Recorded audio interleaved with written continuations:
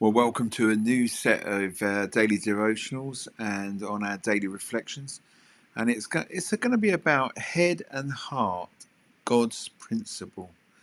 And on day one, we're going to be looking at understanding the head and the heart. In Proverbs 3:5, it says, "Trust in the Lord with all your heart and lean not on your own understanding."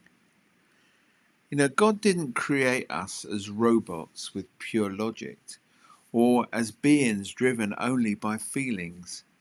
He designed us to be um, integrated, head and heart, working in harmony under His leadership. But let's be honest, those two parts often war against each other. The head wants proof, logic, and clarity, and the heart, when aligned with God, longs to believe, obey, and hope, even when things don't make sense.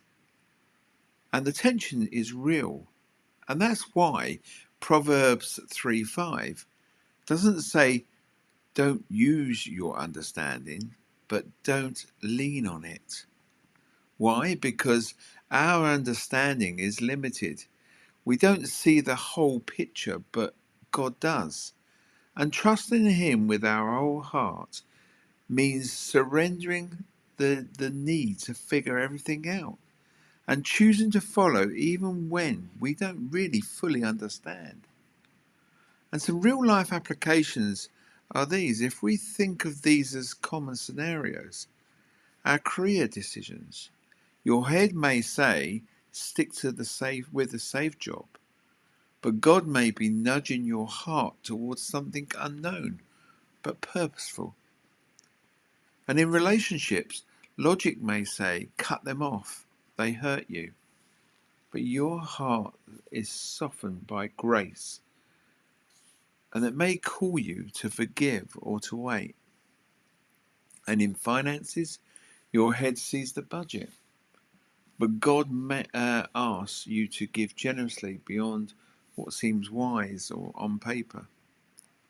See, obedience rarely feels comfortable to the head, but it builds trust in the heart. So some practical steps. Pause before decisions and ask this question. Am I leaning more on what I understand, or am I trusting God's character and promises? And as we write them down, journal a current area of confusion or control. And next to it, write down what you know about God, His faithfulness, love, and wisdom. And obviously, the prayer, to pray this prayer: God, I want to trust you with all my heart.